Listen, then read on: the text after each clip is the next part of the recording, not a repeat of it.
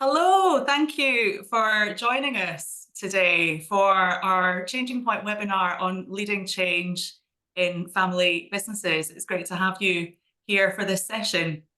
What we'll be looking at today is exploring some of the specific change challenges that often occur as family businesses evolve.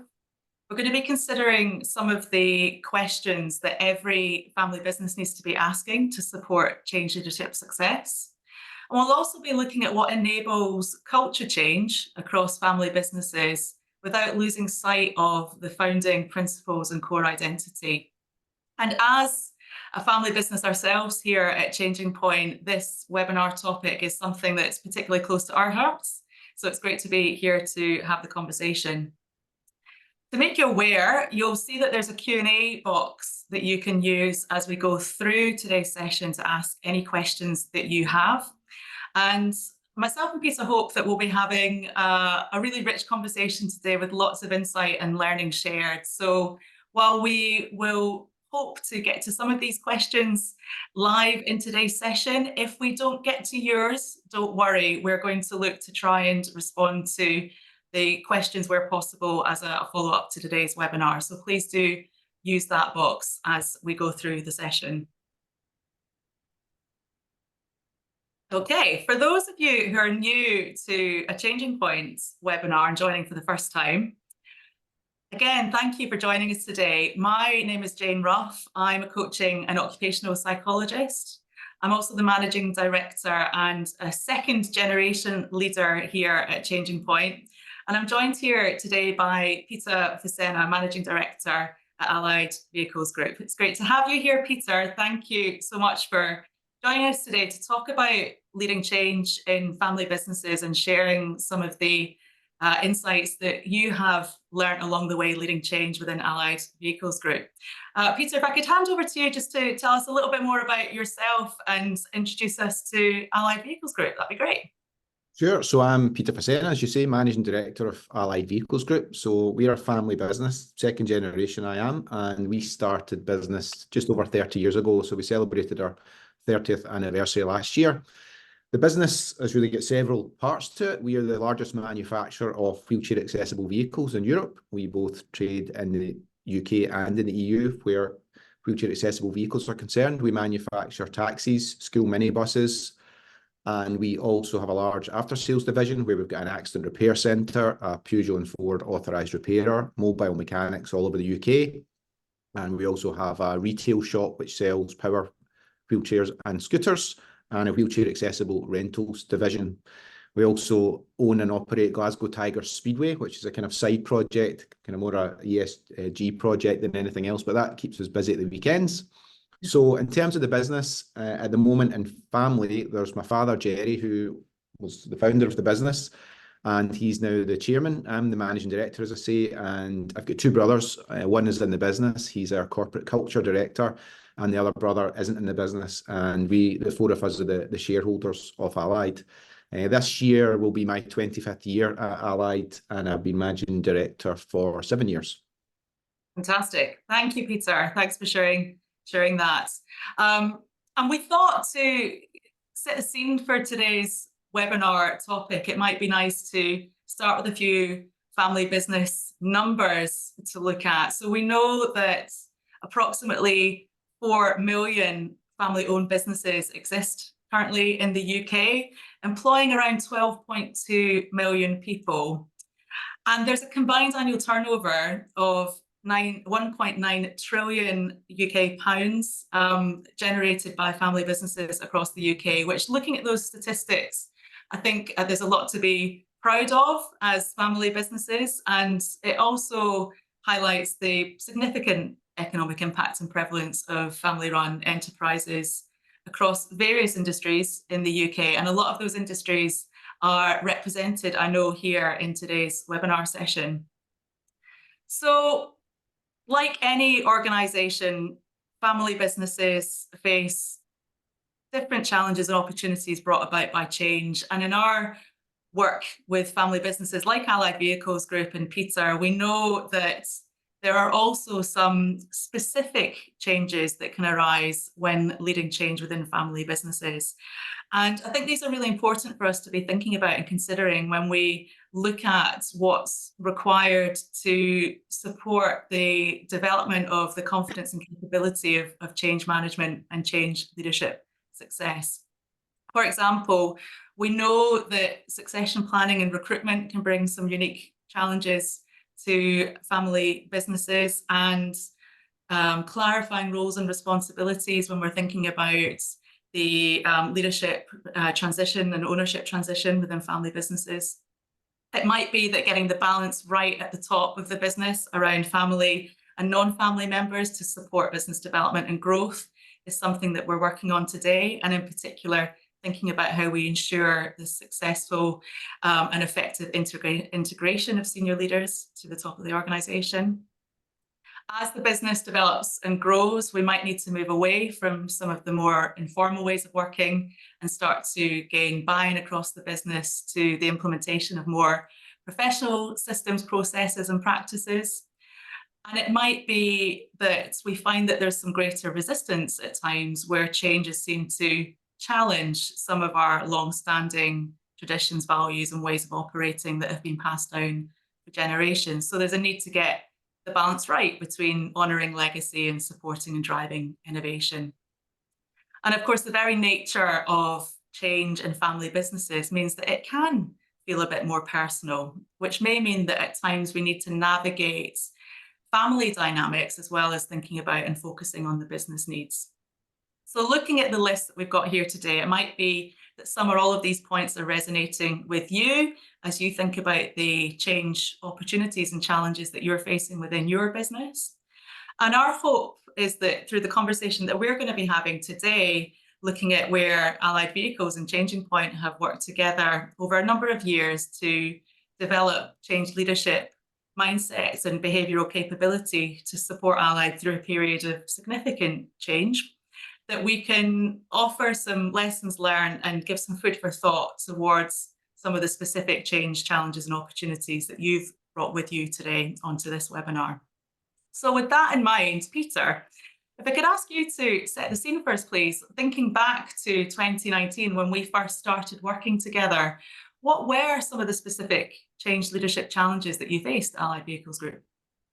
Well, as a business, we've seen phenomenal growth right from 30 years ago, with only a couple of blips for the financial crisis and then the lockdown. But in 2019, up until that point, we were a very kind of command and control, top-down organisation where generally most decisions would be myself or my father that made them. And by that point, we had over 600 staff, and it just couldn't operate that way. You know, a lot of the word cloud would say some of the things, that's how our staff felt, because, you know, in one hand, we're a very nimble and entrepreneurial business, and that's good. But on the other hand, you know, we weren't particularly good at planning. We didn't have a detailed, you know, strategy that people could get behind. And our staff turnover was about 30% at that point, because we'd just grown at such a rate, and probably we hadn't put in the right structures and made sure that the right behaviours aligned to the values of the business in terms of the management throughout the business.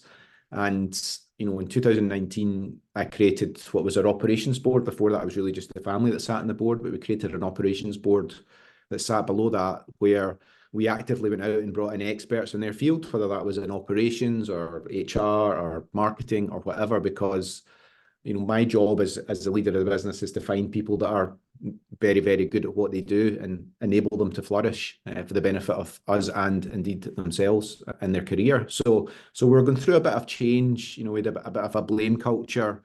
We had silos, just as it says there, and we really needed to fix some of the business because it was very diverse. You know, you go into some segments of the business or some departments, and it'd be great, there'd be a phenomenal culture, everyone was working well together, and then you go into others and it'd feel like a completely different business. So it was to make sure we had a more consistent approach towards managing people and really a positive culture.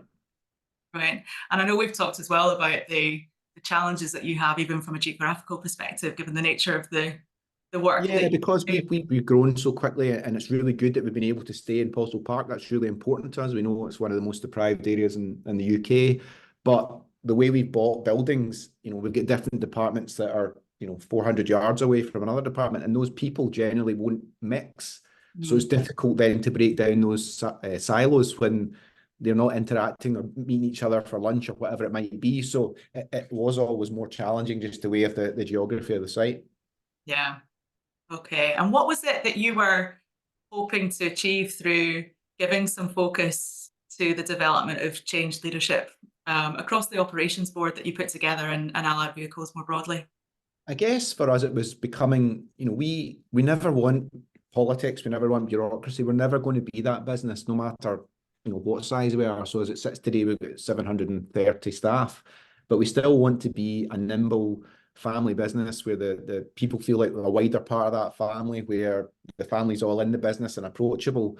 But equally, there's a balance between, running with the seat of your pants as if you're running a small operation with 10 people and running a business that, will turn over £250 million this year. So, and as we brought a lot of those skilled people in who'd come from bigger businesses, for us, it was about putting some of those structures in place and making sure we were a more professional organisation, that we improved on all the challenges I mentioned and some of the things in the word cloud, where, we did have a more consistent approach towards people management, and planning was better, and a clear strategy that people could get behind and that we would report on regularly, so people would know. More transparency in terms of being really, really honest about how the business was performing. And that was something we massively ramped up during the pandemic, where, a lot of people who were furloughed in their own companies just didn't hear anything for months. I made sure that right through that pandemic, I was emailing every member of staff, being really clear about where we are, how much money we've got left, how things are going. And then that gradually moved on to doing videos. So each of the directors did a different video. So for us, it was just becoming a better business, a better place to work, improving the culture. At the point when we first started in this journey, I think around 50% of our people said that they felt valued at working from Allied, which was quite shocking to hear. Now we're into the high 70s, a few years on. So, we absolutely wanted to change the culture and be a great place to work, as well as, be a profitable business. Yeah. Yeah, and it's interesting, just thinking right back, as you said, to when we started this process. I know that one of the things that we did off the very start was to think about and explore what the current allied vehicles comfort zone, as we called it, was, with the aim of starting to increase awareness at an individual, team and organizational level about the habits, behaviors, mindsets that had the potential to help you develop and grow to be that business that you wanted to be, and those that might also hold you back from achieving some of that, some of those change outcomes that you just outlined for us. And again, looking back at the process that we went through, that included you and the new operations board that you put in place, going through what we call the Universal Change Leadership Team survey. So you and the operations board were giving your thoughts and perspectives on where the current strengths were across the operations board and potential areas for development were around vision, innovation, climate and momentum. And we got together as an ops board to review the results from this process. And I'm just curious to hear, thinking back to that, Peter, what were some of the habits, behaviours and assumptions that you feel this early stage in the process was able to unearth that's helped you to lay the foundations for some of that true leadership team alignment towards the vision that you had for change? And were there any surprises that came along as part of those conversations? So I think for me, it was really good that we could get all the opinions of everyone and see where they thought we were going. And one of the things we very quickly realised, or I very quickly realised, that my team, if you like, weren't really operating as a team, first and foremost. So they were in their departments, both physically and, in their heads, only in their departments, and not really saying, well, I'm a director for the company and I need to have a wider view, if you like, of the whole business. So in some cases, they were perpetuating that siloed mentality where it's, no, this is my department, rather than saying, well, no, we're a team first and foremost. So one of the things we did right away was physically the operations board moved up to sit together. So they would go off into the department, but they would all sit together and be a team at first. And one of the things that surprised me probably was that quite a few of them were happy to, not like comment in a negative way, but talk about things that they wouldn't feel comfortable just talking to each other about face to face, which, really surprised me, because I would have regular one-to-ones with them and share things, but then they wouldn't feel comfortable having those difficult conversations with each other, but would be happy to write something down that maybe would be better said. So we worked through that, where they now have regular one-to-ones with each other, and they can be comfortable having those conversations up front, so that, I found myself a lot of the time was getting dragged into things as a referee, really, or was an agony aunt to hear, I've got problems with this person. Now it's very rare that I have to do that, because they work as a team first and foremost. They've got each other's backs and they work through those challenges together. It's interesting because we talked about in COVID the importance of visibility, and it sounds like actually one of the challenges for the ops board in those early stages was they were very visible within their departments, but visibility of each other and the opportunity to connect and align with each other around what you were trying to achieve through change was something that you needed to give some focus and attention to. Yeah, and it was challenging because the ops board was created in October 19, March 20, everyone's at home, the business is closed. In some ways for Allied, it was one of the best things that could happen, because we were all really busy in the hamster wheel constantly, so never had a lot of time to just pause and think, right, where do we want to go? What's the strategy? Why are we doing this when it doesn't make us any money? Or why are we doing this when it doesn't bring us any benefit? So in some ways, it was a really good thing that we could pause and we could have those discussions. Sadly, it was over Zoom and Teams for the first while, but it was good that it gave us that time to work through those things and have a pause and really focus on, what do we want to be. At that point, we didn't know how long the pandemic was going to go on for, but it gave us a real time to think about what do we want this business to be at the other end of that. Yeah, absolutely. And related to that, one of the things that we talked about quite a lot in the program was the type of culture that you wanted to create. And, at the time we were talking about creating that culture still within the challenges of COVID, but then beyond that, what was the culture that was actually going to support you as a business and the business that you were looking to try and become? And I know that certainly some of the topics and the areas that we looked at were around how do we get the operations board and then senior leaders beyond the operations board in the business to really live and breathe the values that you see as important to you and supporting you in being the business that you want to be and the business that you want to become, and the role of the ops board and beyond in role modeling those values day to day. We've talked about this recently, Peter, the importance of values within a family business and the evolution of those values. What's your perspective on the benefit of getting your operations board and the business more broadly to think about values, and how has that supported you in cultural change across Allied Vehicles without losing any of the original Allied Vehicles core identity and elements that you wanted to preserve? So I think it's very important. I mean, that's one of the reasons why my brother David is the corporate culture director. It's so important to us that that's his role. He's got an all-encompassing role. He's got a couple of operational departments he looks after, but the main part of his role is around culture and communication. So it's really important to us. And, we never had any values written down. And at that point, we needed to start with something. We needed to start somewhere so that people could then challenge behaviours that weren't aligned to our values.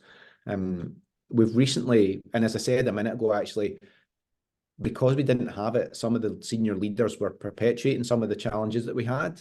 And that's what we needed to fix, because ultimately, as people look up the way, if those are the behaviours of the senior leaders, then that behaviour is okay for me. That's the way the business operates. So it was important that we fixed that at the top first and foremost. And initially, when we came up with the values, again, like a lot of companies, I think we went for the aspirational words: collaboration, passion, commitment, respect.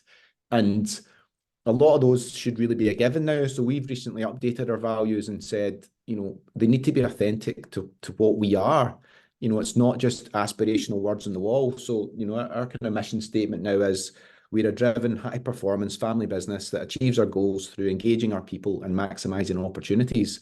And we don't shy away from that. So we want to be a great place to work. But that doesn't mean we want to be a great place to work because we give the most holidays or we've got the best sick pay policy. We want to be a great place to work because we are driven, we are successful, and you get to share in that success. So we've got lots of examples where people who have come into this business, you know, at a relatively junior role are now responsible for departments with 70 people turning over £35 million just because they've applied themselves. And we don't want to shy away from our true identity that we are going to be demanding, but the rewards are there, rather than having just aspirational words up in the walls that should really be given. Yeah, absolutely. And I know, again, through the sessions that we had, one of the elements of that, moving away from the words on the wall, was the needs starting from the top to recognize when it was necessary to check and challenge behavior and communication that went against those values and the behaviors that you believe are going to help you to live by that mission statement. So is that something that you still find yourself doing now as an operations board? Yes, and we, you know, again, at the kind of back end of the pandemic, you know, you can have all the best values in the world and all the best behaviors, but you're only as good as the worst manager you tolerate. It's as simple as that. You know, you can have all these things in the world, but if your people see that you're allowing someone to be a people manager that doesn't live the values, then it's a waste of time. So we made some difficult decisions to train, first of all, and try and turn around, but ultimately remove if people just couldn't get on board. And they might be the best technical person in the world, and that's fine. If managing people wasn't for them, then we would find another role. But you know, yes, we do challenge that. And listen, sometimes you regress. I'm not going to sit here and say everything's perfect. You know, sometimes you regress. Sometimes the family are the reason for that regression as well. Because you can't change your DNA. But it is a journey. You might take one step back and hopefully take 2 steps forward. So, you know, we absolutely do. You know, we're a much different business a very different business to how we were a few years ago. And the survey results that we do every year with the staff tell us that. Great. And do you find, I mean, on the point around the role that family can play in the process, do you find that actually having those values in place now helps the non-family members to check and challenge family members with a little bit more ease than perhaps previously? Yes, no, they do because you can, you know, sometimes you'll be sitting in a meeting with senior leaders or whatever, and you know, someone will say, well, let's just think about this. Is this aligned with who we want to be and all the rest of it? Because you know, we are fast moving, we do make tough decisions from time to time, but we try and do it that, you know, people think we're always fair. First and foremost, we're fair, and you know, we want to be seen as someone that is a good employer and looks after our people and all the rest of it. So yeah, it does allow people to challenge that, but equally it allows us to challenge people as well on the basis that we're not shying away from the fact that we're high performance. We expect high performance. We expect people to be driven. So people need to be on board. That's what the business is. Someone once described it as Allied's a roller coaster, but if you're up for the roller coaster, you'll enjoy it. If you're not, it might not be the place for you. Yeah, brilliant. And related to that, I mean, we talked again as part of the programme around the importance of innovation through change, and in particular, we were looking at and exploring how to build change leadership, agility, adaptability, and bring some of that future focus into how the senior group were working together and collaborating with each other on leading change as a team. How do you get the balance right in a family business between honouring that tradition and driving innovation? And what do you see working well within Allied Vehicles? So I suppose the truth is you don't always get it right. You know, sometimes whether you call it tradition or just the old behaviours of individuals can sometimes come out. And as I say, sometimes you regress. But I think it's important that we need to recognise that to attract and retain the best people, we can't run the business as if we're a garage in Postle Park with 5 people.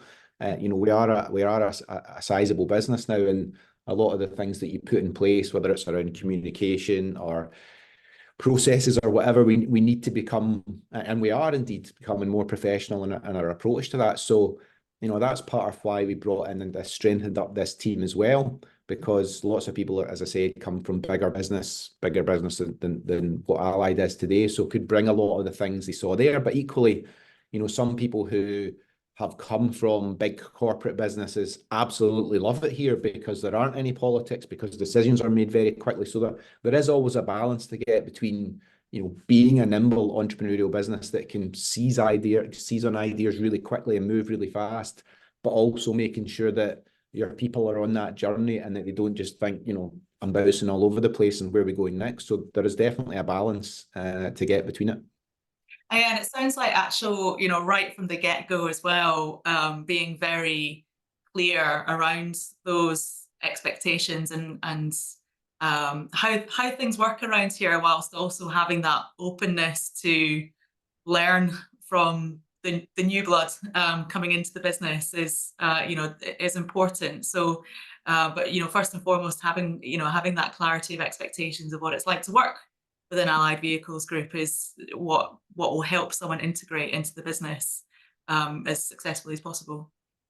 Yeah, absolutely. And we know that, you know, we know that younger people today are looking for a different work-life balance than you know, people my age or older than me. So we get that, and we know that people want more flexibility and everything else. So you have to balance those traditions of everyone should be flat out all the time, and we get that, we understand that, and we, you know, we have moved, you know, because pre-COVID we didn't do flexible working. So if someone was working from home, someone's going, well, really, are they really? But now, you know, it's people can work 2 days at home if they can, obviously not in the operations areas.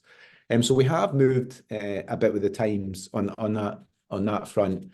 But yeah, we are very clear with people, certainly, you know, when we interview them, that it is a fast-moving business. We're have rapid growth all the time. There's huge opportunities both for the business and also for people as individuals if they come in with the right attitude and that they want to, you know, move their career. And, you know, we as directors don't have all the monopoly in the ideas. So, you know, we're constantly asking our staff, if you get any ideas how we can, new markets, new products, better processes that can either make us more money or save us money, or indeed make us a better place to work.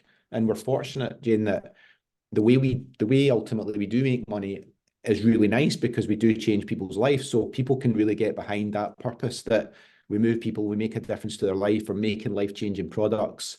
So it's people enjoy the fact that how we make money and how we're in business, the end product of what we produce or the service we provide, they can get aligned to. Yeah, absolutely. The final stage that we looked at together was around momentum. So actually, how do you keep the good work going once you've made the decision to give that focus and attention to change leadership? How do you build the resilience and make sure that you continue to make progress and cascade that change throughout the rest of the organization? What have been your successes in cascading change throughout Allied Vehicles, and are there any lessons learned that you're taking forward in whatever change is to come next? Yeah, I mean, I think it's all very well us at the senior level saying this is what we want the business to be, but ultimately, if you're not out talking to your staff and, you know, because their experience is their experience of what they do every day and the manager that they report to. So, you know, part of the reason, as I say, that we moved my brother into this role was so that we could get under the skin of that. So there's various workshops that we would have in terms of rolling out the values piece and the behaviours, allowing people to feel comfortable challenging those behaviours. And then, as I said, you're only as good as the people you allow to not live out the behaviours that you want. So there's been, you know, that we had to make quite a number of changes on that front to make sure that, you know, first and foremost, people are good people managers if that's the role that they're in. If they're not, there might be another role for them. So for us, it is a constant change, and then the regular staff surveys as well. So we get that feedback, and it's not just the metrics. The metrics are useful, but it's the comments. And what's amazing is we literally get hundreds and hundreds of comments, which is great because it shows people care, because quite often you get apathy in staff surveys. But I mean, we get, I think last survey we got 87% response rate, and then we got hundreds and hundreds of comments. And yes, it gives you lots of work to filter those down, and then you tick off, here's some quick wins or here's some bigger challenges. So, you know, talking to the staff all the time and making sure that it's a collaborative approach to how do we change the culture, what is the culture that we want, and, you know, how do we attract and retain the best people by being a really good place to work as well as being successful and being driven. Mm. And how have you managed that, Peter, now that you are a staff the size that you are? How do you how do you maintain that visibility and keep that connection going? It's difficult because, you know, years ago, I would know everyone's name. Now I've got no chance with the number of people we've got. So it's about making sure you walk around the site, you go and talk to people as regularly as you do, as I do. I do a town hall talk every 6 months where everyone gets together and I take them through how the business is performing. And then we do regular videos. So we've got an intranet site that allows people to get discounts off various shops, etc. as well. But either myself or one of the directors will be doing a weekly video. This is how the business is doing. Here's some highlights. Here's some areas of challenge. So I'm a great believer in, you know, don't hide anything. Don't keep anything to yourself. Give people the information, whether it's good or bad or indifferent, and just be honest with them and say, this is how we're doing. Unfortunately, just now in the main for Allied, it's all really positive news.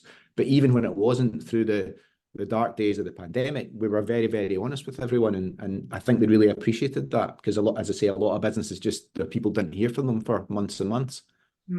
So actually that honesty has built a foundation of trust that has, you know, set you up well for changes. Yeah, 100%. And because it wasn't only through the pandemic, our challenges carried on well after that because of the global semiconductor crisis. So even when we opened back up, we then didn't have vehicles to convert, and we had all the staff here. So, you know, we made the difficult decision to retain all the staff, even though at one point we had literally 70 people with nothing to do. But we knew that at some point those vehicles were going to come. We had the orders, and we didn't want to have to go and recruit that skill base as well. And I think a lot of other businesses that maybe couldn't take as long-term a view as we did, or that indeed weren't family owned, would have cut right away. Like a lot of the directors were saying, in business we were in, we would have just cut. We didn't. And I think we've really benefited from that, both from the people that were impacted by that, but also the wider staff, because they saw what we did and we stood by those people. And, you know, some of them had painting walls and whatever it was we could do, but at least they were still in employment, and,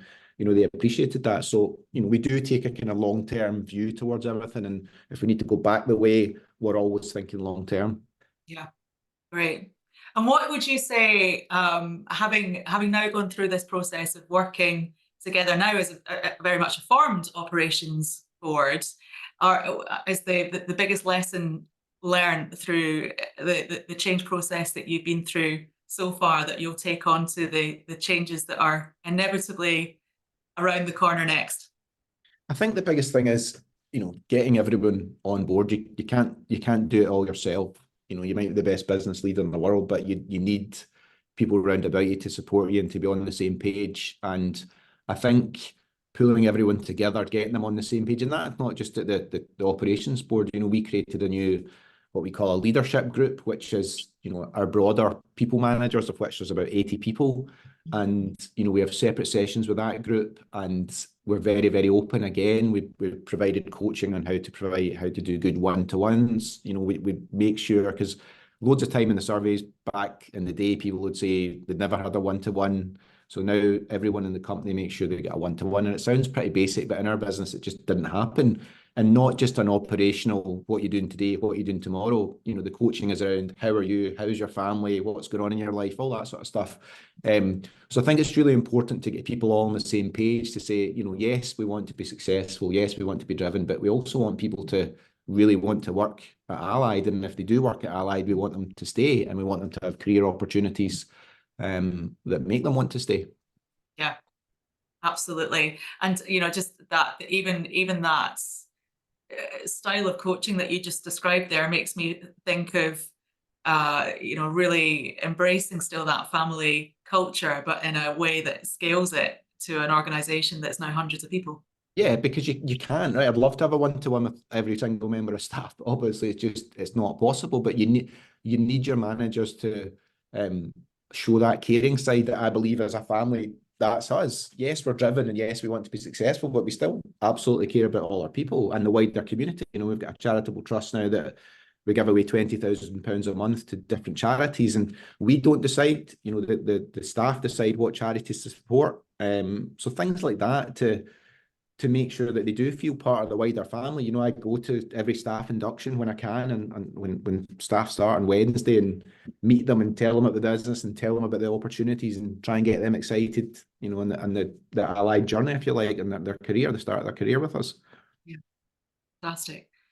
Fantastic. Thanks, Peter. And we've been talking about the Universal Change Leadership Programme and the outputs of the programme as part of the conversation that we've been having. And as part of the follow-up from today's session, I'll be sharing the case study that gives a little bit more of the specifics around the work that we did together from 2019 up until about 2023. So that's something to look out for as after today's session as part of the follow-up resources and materials that we'll be sharing. If you do have any questions that you'd like to ask either myself or Peter now, then please do use the Q&A box, and we will respond to as many as we can in the time that we've got left available. And as I said, do put any questions that you've got in, because we'll make sure that we come to them as a follow-up as well off the back of the session too.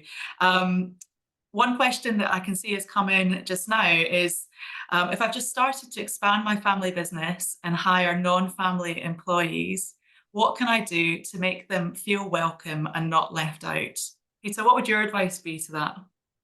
I think it's a really important, it's a really good question, because it can, I don't know the scale of the business, but regardless of the scale, if it's mostly family then becoming non-family, it can be quite difficult for someone, and they're always worried about side conversations and am I getting undermined because if I tell this person to do something. And as the son of the owner of the business, I went through all that when I was younger. So it's important, just again, the transparency to make sure they, there isn't side conversations and they don't hear from someone else that a decision's been made, and just involve them from the very, very start and make them feel part of it, and that there aren't any sub conversations going around that gets fed back to them separately. I think that's such a key point, because the reality is I quite often say, thinking about ChangingPoint, that ChangingPoint is almost still in operation around the Christmas dinner table. And, we joke about that, but actually it is a really important thing to be mindful of when you are starting to bring in non-family employees. And I think just checking your own behavior as family members on how you are operating your business and making sure that you have put some boundaries in place around when it's time to talk shop and when it's time to actually step away from the business. I think that's really important, and then to be able to be transparent around that with the wider organization. Another question that's come in: how do you combat the us and them mentality departmentally, i.e. a driving team who are rarely on site and the admin team? Again, Peter, I think that's a good one for you. Yeah, so again, I've got experience of this because we've got 70 odd field sales managers and mobile mechanics all around the country that aren't allied very often. So I think the thing is to make sure that the process is first and foremost drive them as working together to the same objective, because we used to have a situation where my call centre sales staff were hounding the same customer as the guy out in the field was hounding to see who could close the deal first. So we fixed all that and made them, made it going for commonality in the same goal. But ultimately and I know it can be difficult, but to try and get them together as often as possible is really important, because you don't get tone in email, phone calls, generally people will work together when they break down those barriers and they get to know each other away from operational roles. So if you are able to do it, get them up and take them bowling or whatever it might be, and a nice dinner, so they get to know those personal relationships. And the really clever ones out in the road are the ones that bring up cakes and donuts and sweets, because they might need that person's support. So getting them to work together and getting them together as often as possible would be my advice, so that they get to know each other as human beings, rather than just as this is this person that works in this role, or this is this person that works in that role.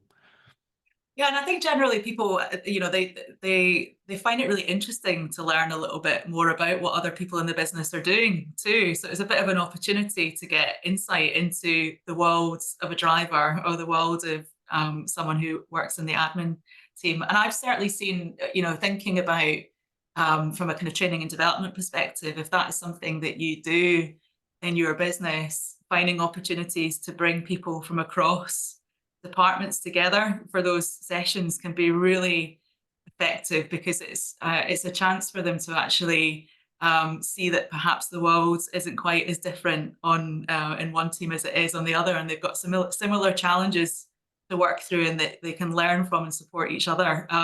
So if that is something that you do, then actually bringing, finding the social opportunities to bring people together, but even thinking about more formal opportunities like training and development can be really helpful. Yeah, and one of the power areas is around collaboration. So in that leadership group I touched on, when there's 80 odd people, again, they're quite diverse and might never come across each other. So last time when we got those guys together, we set up a series of challenges all around Allied, and we broke them into groups of 6 people from random departments, and they would go around and they would maybe have to try and repair a panel or change a wheel or count how many Smarties were in a jar, whatever it might be, just to get them working together. And we put that competitiveness part of it. So they would go around the business and they'd collect coins depending on how well they did. And people got to know each other. They were working well together, and they were all, striving for the same thing, to try and win the challenge against another group of their colleagues. So that was pretty good as well.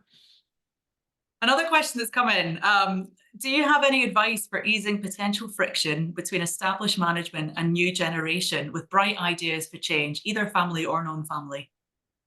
It can be difficult, that's for sure. I think open, transparent conversations, whether if there's someone in the business that can facilitate that, great. If not, look at an external facilitator so that it doesn't become an emotional conversation about change and about new ways of working, because I know it's cliched, but there's no bad ideas at the end of the day. If people have got different ideas, yes, you might get the traditional person that goes, it'll never work, we've tried it before, but that's not going to generate more ideas from the person that's created those ideas. So it's making sure that the ideas are talked through, and yes, it might not be right, but at least make the person feel brilliant about the fact that they've thought about a new idea. It would be my advice.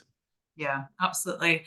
And I think back to what you were saying, Peter, around, even something like the survey that we did as part of this program, and then getting people together around a table to discuss results. Sometimes actually having different ways in which people can put their ideas forward takes the emotional heat out of the conversation as well, and gives you a way to focus on all the different ideas that are put out on the table. Here's another question. My question is about innovation specifically, how you see technological change as a family business. Do you welcome this change, adopt this change, or do you see it as a risky process? No, I mean, we welcome it. So we've got 22 people in my IT department. So we very much are looking at new ways of working, because, just being honest with you, in our business, we have a number of different systems that weren't particularly good at talking to each other, so people would be rekeying and everything else. So, we welcome any technology changes, if you like, that make us a better business. And ultimately, if it makes someone's job a bit easier and takes some of the stress out of their life, and they can do something a bit quicker, then that can only be a good thing as well. So, we've certainly had no pushback from anyone worried about ChatGPT or something taking over their job, and we're not anywhere near that advanced. But no, we welcome, we invest heavily in IT. We've got Salesforce as a CRM system. So for us, we absolutely want to use the latest technology for the benefit of the business and our people. Fantastic. Thanks, Peter. I'm mindful of the time, so I'm going to suggest we have one more question from the chat. And then, as I said, we will make sure that we capture all these questions, and with the recording of the webinar, which will be circulated after today's session, we'll make sure that we share some responses to the questions as well. So if we could end with the question, as a non-family member of staff at a 3-generational family-run company, it can be difficult to handle the dynamics between the family members. Any tips? Any tips? I can understand that, because there are times when ultimately David's still my brother, Jerry's still my dad. So there can be times where you try and remain really professional, but ultimately, being family, sometimes you can just switch over to father and son or brother very, very quickly. So I think it's making sure, I suppose, that you don't take sides, because that's always going to be a dangerous position to have, and just try and be, I guess, apolitical around those situations where, if there's things going on in the dynamics between family members, just you know, you're there as a sounding board if someone wants to sound off, but absolutely don't pin your colours to any mast, I think would be my advice. And I know it can be difficult, being one of the ones that probably makes those dynamics challenging for people at times.